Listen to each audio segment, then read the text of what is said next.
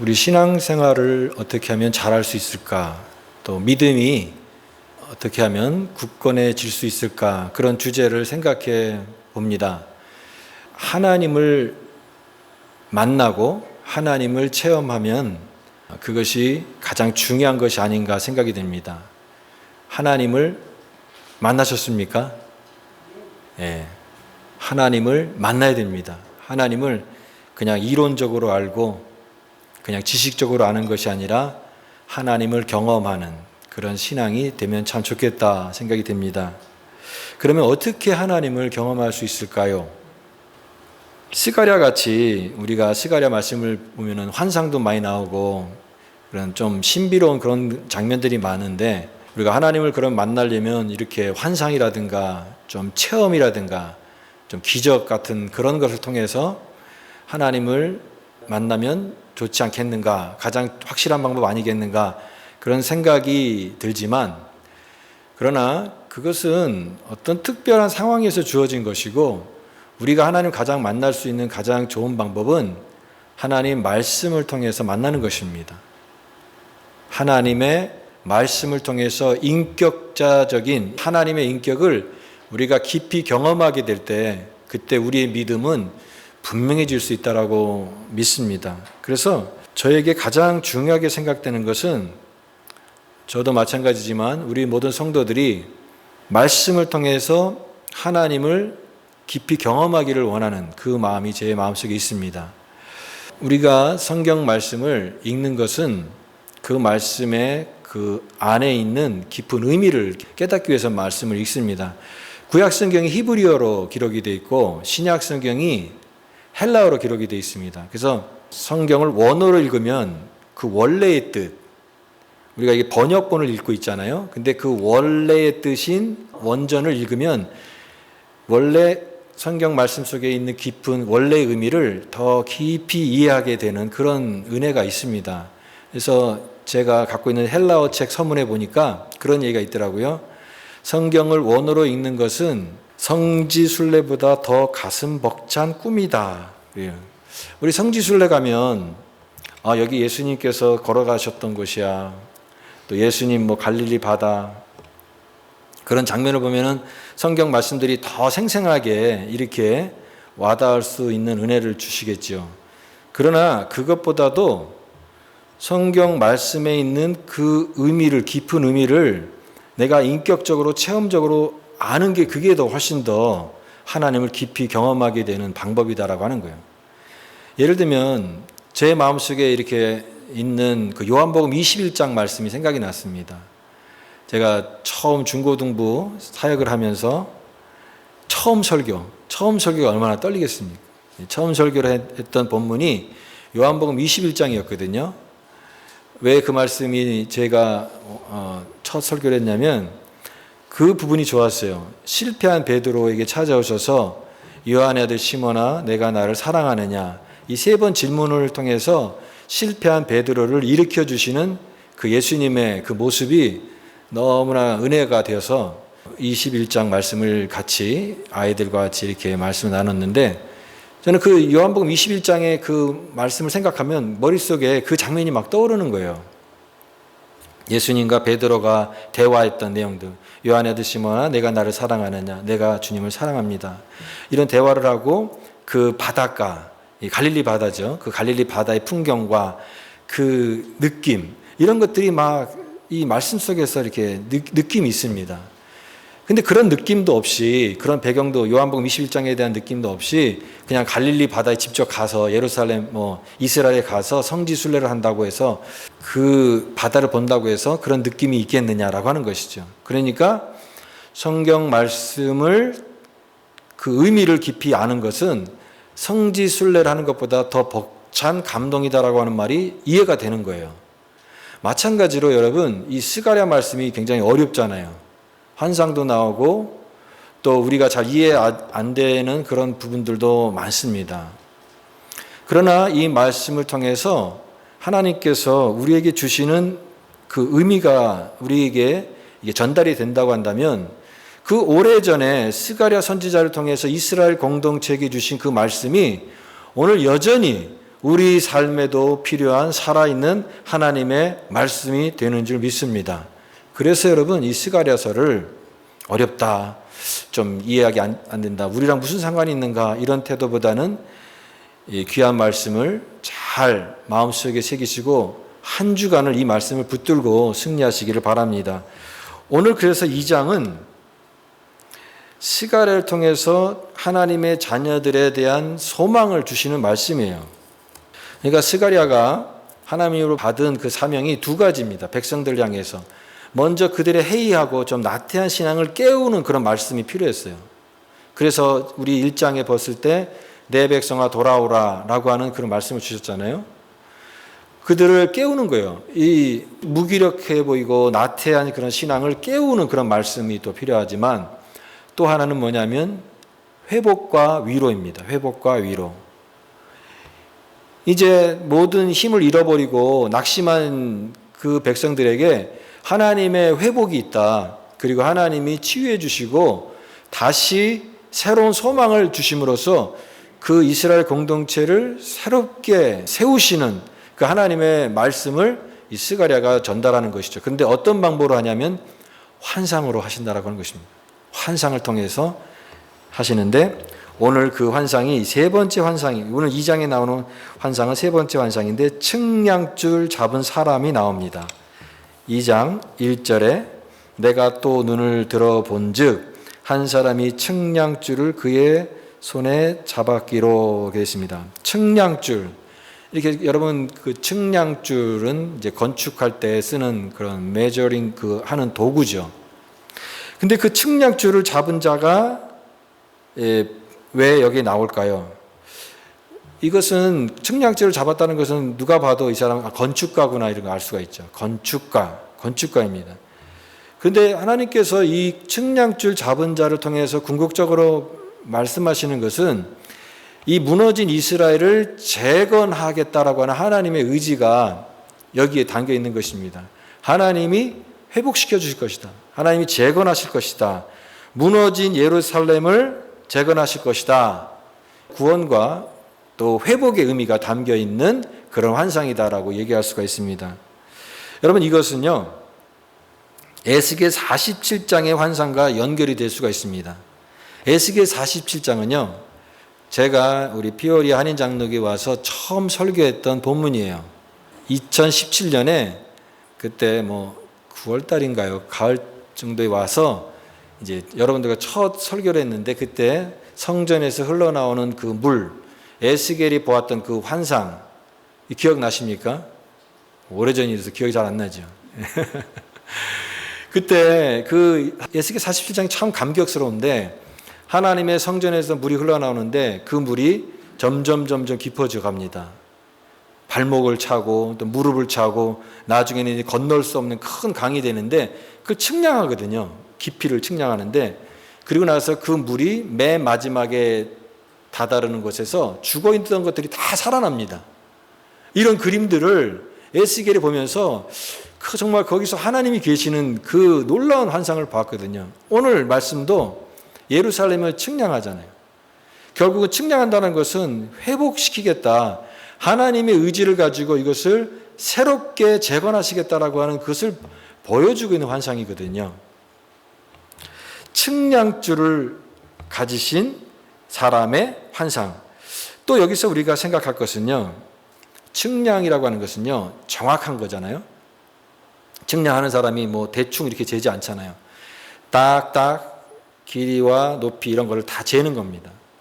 우리는 하나님을 어떻게 표현하냐면, 하나님은요 꼼꼼하신 하나님이세요. 하나님 그냥 오늘 우리 이제 오후에 이제 MBTI 그걸 할 텐데요. 거기도 보면은 성향들이 다 다르잖아요. 그냥 대충 하는 사람이, 그걸 좋아하는 사람이 있고, 여행을 가더라도 계획을 세워서 이렇게 세밀하게 하는 사람이 있잖아요. 말하자면 하나님은 계획이 다 있어요. 그냥 대충 하시는 분이 아니세요. 하나님은 다 계획이 있으세요. 아들아, 너도 다 계획이 있구나, 그런 말 있잖아요. 하나님 계획이 다 있으시군요. 네, 그렇습니다. 하나님은 다 계획이 있으세요.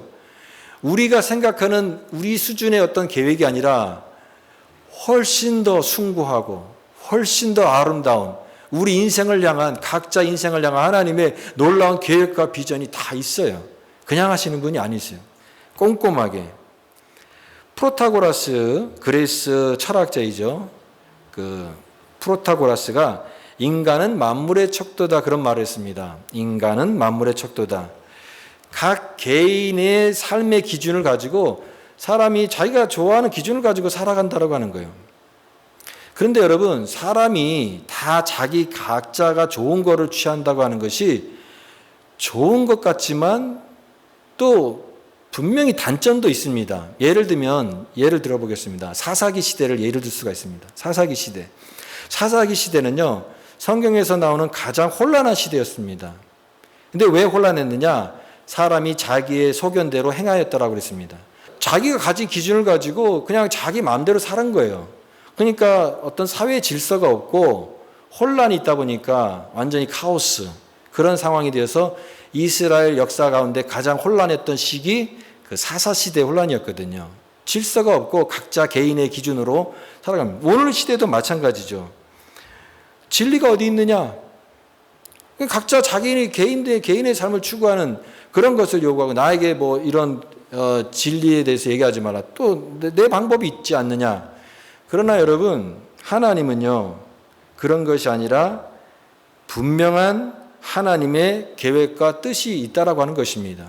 우리가 그 하나님의 뜻에 순종하는, 그 뜻을 따르는 것이 순종이고, 그 하나님을 인정하는 것이 믿음이라고 얘기했을 때 그것이 분명히 있어야 된다라고 하는 거죠.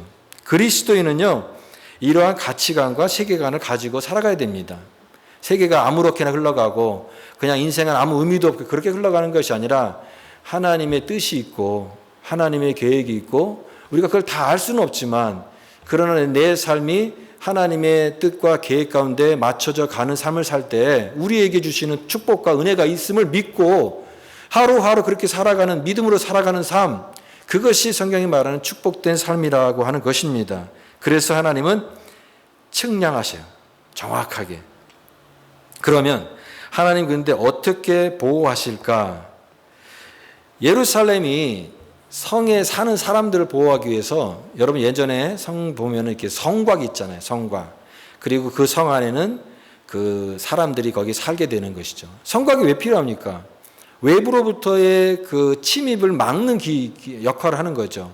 이 성곽이 무너지고 성벽이 무너지게 되면 외부에 있는 침략 세력들이 들어오게 되면 그 성 안에 있는 사람들은 다 몰살되는 것 아니겠습니까? 그래서 성곽을 튼튼하게 져야 되는 거예요. 그런데 어떻게 짓든 아무리 성곽을 단단하게 지어도 사실은 이게 100% 안전하게 할 수 있는 것은 참 쉽지가 않습니다. 우리가 전쟁 영화 같은 거, 옛날 전쟁 영화 보면은 이 성곽, 높은 성곽을 점령하기 위해서 공성전이라고 그 성 높이보다 더 높은 지대를 쌓아가지고 거기서 위에서 이렇게 뭐 공격을 하잖아요.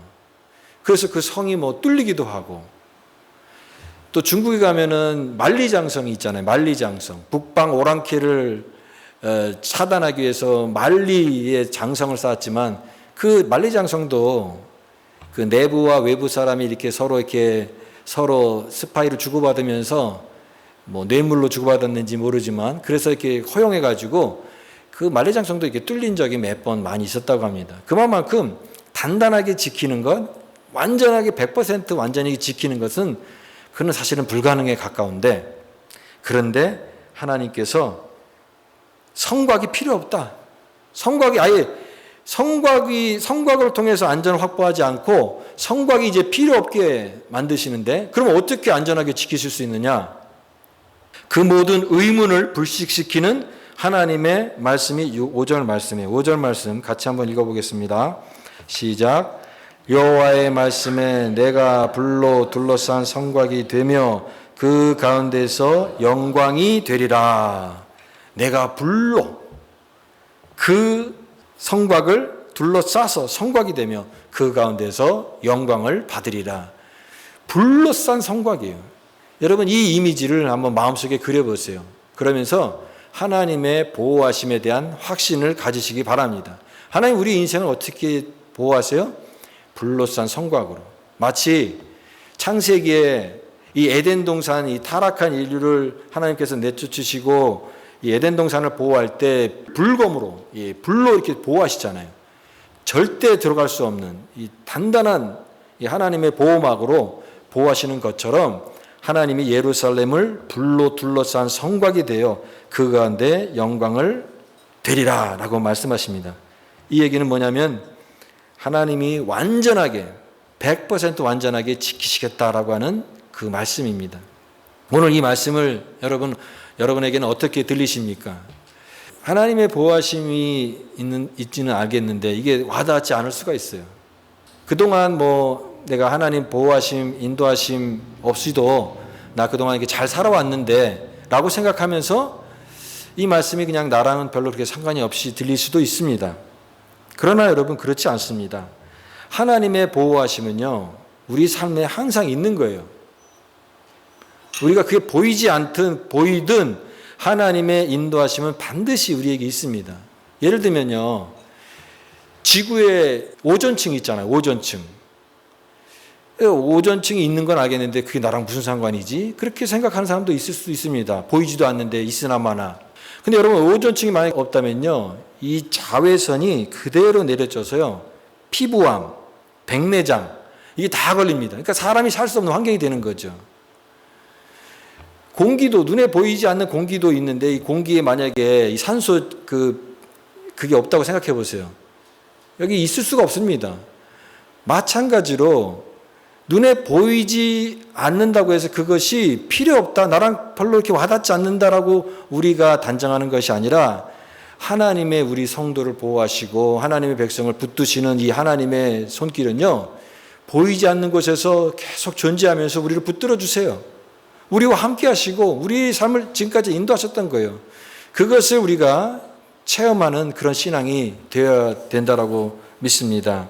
어떤 분은 인생의 어려운 순간을 통해서 하나님의 보호하심을 경험하는 사람도 있어요. 예를 들면 자동차 사고가 났는데 차가 몇 바퀴 굴렀어요. 근데 나는 살았다는 거예요. 차가 심하게 찌그러졌는데 그때 이제 믿음의 성도는 뭐라고 얘기해요? 하나님이 보호해 주셨습니다. 그래서 살았어요. 그런 얘기를 하잖아요. 또 인생의 큰 위험을 경험하면서 하나님이 그때 나를 이렇게 딱 붙잡아 줘서 안전하게 이렇게 살게 해주셨어요. 그런 얘기를 합니다. 그러나 그런 극적인 체험이 없다고 해서 그러면 하나님의 우리를 보호하시는 것이 없습니까? 그렇지 않습니다. 하나님의 보호하시는 은총은 이 공기처럼, 저 오존층처럼 우리 삶 속에 계속 있는 거예요. 그러나 우리가 그것을 느끼고 감사하는 사람이 있고 그걸 느끼지 못하고 그냥 살아가는 사람이 있을 뿐이라고 하는 것입니다. 하나님이 불의 성곽으로 지켜주시는 것처럼 우리 성도들의 삶을 지켜주시는 것을 우리가 더욱더 이 말씀을 통하여 신뢰하자는 것입니다. 저는 이 말씀을 묵상하면서 이 보호본능이라는 단어가 생각났습니다. 보호본능. 여러분 자연세계도 그렇고 동물이라든가 이런 거 보면은 자기 새끼를 보호하는 그 어미의 본능은요, 엄청난 거잖아요. 딱 이렇게 정말 본능적으로 딱 보호하려고 하잖아요. 강아지를 키우는 사람은요, 또 강아지 보호자는 또 강아지를 굉장히 보호하는 본능이 있더라고요. 어떤 뉴스를 보니까 캘리포니아에서 이제 그 곰이 가끔 이제 마을로 옵니다. 300파운드 되는 큰 곰이에요. 근데 담장으로 이렇게 서가지고 강아지들이 짖으니까 그거를 손으로 이렇게 후려치려고 하니까 그 여자 주인이 달려가서 곰 300파운드 되는 엄청난 곰을 확 밀어버리더라고요.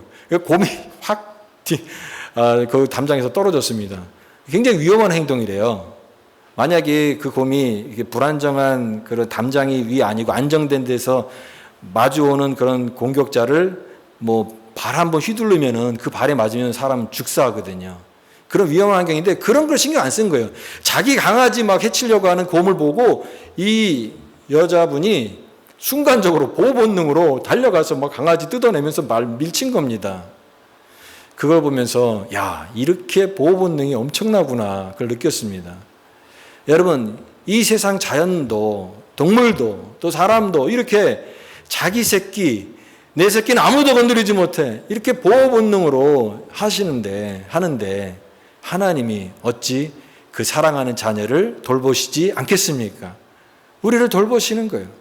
하나님의 그 무한한 사랑으로 우리를 불의 성곽으로 다스리시고 보호하시는 그 하나님의 보호하심을 분명히 믿으시기 바랍니다.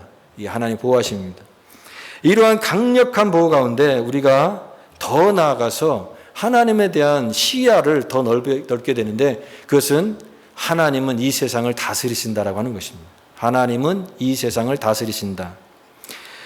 13절 말씀입니다. 13절 말씀 같이 한번 읽어보겠습니다. 시작.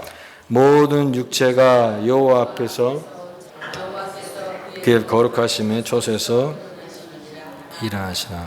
우리가 살아가는 세상에는요, 미움도 갈등도 있고요, 또 전쟁과 차별, 또 우리의 믿음을 연약하게 하는 많은 그런 시련들, 또 도전, 변화의 시기에 우리가 살아가고 있습니다. 현대 그리스도인들을 위협하는 많은 여러 가지 변화의 요소들이 너무나 많다라고 하는 거죠. 이런 물결, 저런 물결, 이 파도에 휩쓸리다 보니까 우리의 믿음도 연약해지고, 또 내가 신앙이 갖고 있는 어떤 그런 중심도 흔들릴 수가 있는 그런 환경에 우리가 살고 있습니다. 그런데 오늘 이 말씀을 생각해 보세요. 하나님께서 보좌에서 일어나시는 그 장면이에요. 성경에는요, 하나님의 보좌를 표현하고 있어요. 요한계시록에 대표적으로 나오는데, 하나님이 보좌에 앉으셨는데, 그것은 뭐냐면 하나님이 이 세상을 다스리신다는 거예요. 하나님이 이 세상을 다스리시는 주인이시다. 이것을 표현하는 것이 보좌예요. 여러분, 하나님은 우리 그리스도인들에게만 주인이시고 이 세상의 창조주가 아니세요. 하나님은 온 우주의 경영자세요. 우주를 경영하시고 이 세상을 지금도 다스리시는 하나님이세요. 이 사실을 믿습니까? 예. 그러니까 우리만 이렇게 믿는 하나님이 아니라는 거예요. 물론 믿음이 없는 사람들도 있지만 그런 사람들과 상관없이 하나님은 이 온 우주를 다스리시는 주인이시고 창조주이세요. 그것을 나타내는 것이 보좌예요. 보좌. 근데 하나님께서 그 보좌에서 앉으셨는데 이제 일어나면서 이 세상의 통치자는 하나님이신 것을 나타내고 있어요. 그리고 나서 하시는 말씀이 뭐예요? 잠잠하라라고 합니다. Be still. 잠잠하라. 하나님이 지금 통치하시기 위해서 그 자리에서 일어나시니까 세상은 잠잠하라 하시는 거예요. 저는 성경을 읽으면서 이 잠잠하라라고 하는 이 표현을 많이 접하게 되는데, 그 처음이 바로 저는 홍해바다라고 생각이 됩니다. 홍해바다. 이스라엘 백성들이 이제 애굽에서 탈출해 가지고 모세와 함께 이제 가는 길에 애굽의 바로의 군대가 쫓아오잖아요. 앞에는 홍해바다고 뒤에는 바로의 군대가 막 잡으려고 쫓아오는 그 절박한 상황 속에서 이제 백성들이 입에서 한탄이 흘러나오면서 이제 우리가 여기서 다 죽었구나. 이 광야에서 우리가 다 떼죽음을 당하는구나. 그 상황이에요. 그때 하나님께서 모세를 통해서 하나님 말씀이 주어지는데 조용히 하라는 거예요. 조용히 해. 잠잠하라. 그러면서 너희는 두려워 말고 가만히 서서 여호와께서 오늘날 너희를 위하여 행하시는 구원을 보라. 하나님의 구원이 일어날 테니까 너희는 잠잠히 그것을 보고 하나님이 어떤 분이신가, 구원의 하나님을 경험하라라고 말씀하셨어요. 또 잠잠하라는 말씀을 두 번째 받았던 것은 시편 말씀이에요. 시편 46편 10절. 너희는 가만히 있어 내가 하나님 됨을 알지어다. 내가 문나라 중에 높임을 받으리라. 내가 세계 중에 높임을 받으리라. 가만히 있으라고 하는 거예요. 가만히 있으라. 그리고 신약 성경에 와서 예수님께서 제자들과 함께 바다에 가셨습니다. 바다에서 풍랑이 일어났어요. 풍랑이 일어나서 바다가 흔들리고 바람 때문에 제자들이 죽을 것 같이 막 고민하고 괴로워하니까 그때 예수님께서 일어나셔서 바다를 꾸짖으면서 하셨던 말씀도 잠잠하라. 잠잠하라. 바람과 바다도 주님께서 잠잠하라고 하시니까 잠잠하게 되는 것입니다. 오늘 이 말씀도 마찬가지입니다. 여호와께서 성전에서 일어나시니 잠잠하라. 여호와 앞에서 잠잠하라. Be still before the Lord. 주님 앞에서 잠잠하라고 하는 거예요. 좀 우스운 얘기지만 옛날 그 군대 내무반에서 동작 그만! 그러면은 무슨 행동하다가도 탁 멈추잖아요. 뭐 옷을 입다가도 뭐 과자를 먹다가도 내무반에 딱 와가지고 동작 그만하면은 그 순간에 다 가만히 있어야 되는 거예요. 움직이면 안 돼요. 마찬가지로 하나님께서 잠잠하라, be still 딱 그러면 바다도 조용해요. 이 온 우주가 다 조용해요. 왜? 이제 하나님께서 보좌에서 일어나셔서 그 일을 행하시기 때문에 그렇습니다. 사랑하는 여러분, 오늘 이 하나님의 음성을 들으시기 바랍니다. 하나님은 이 세상을 통치하시고 다스리시고 우리에게 하나님께서 인생의 주인이 하나님인 것을 보여주고 있습니다. 스가랴를 통해서 그 비전과 환상을 보여주심으로써 하나님이 이 세상을 다스리신다.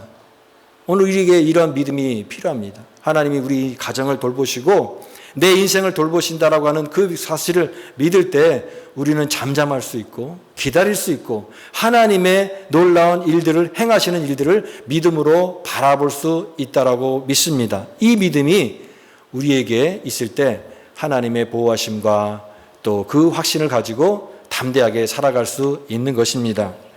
불로 둘러싼 성곽으로 보호하시는 하나님, 왕의 보좌에서 세상을 다스리시는 그분께서 오늘 우리의 주인 되시고 우리 하나님이 되신다면 무엇이 두렵고 무엇이 걱정이 되겠습니까? 하나님께 내어 맡기고 하나님의 뜻을 따라가면서 나아갈 때 우리 삶 가운데 더하시는 하나님의 축복과 은혜가 우리 가정과 우리 교회와 우리 성도의 삶 가운데 풍성하게 임할 줄 믿습니다. 이 확신과 평안을 가지고 한 주간도 담대하게 승리하며 살아가는 우리 모두가 되시기를 간절히 축복합니다.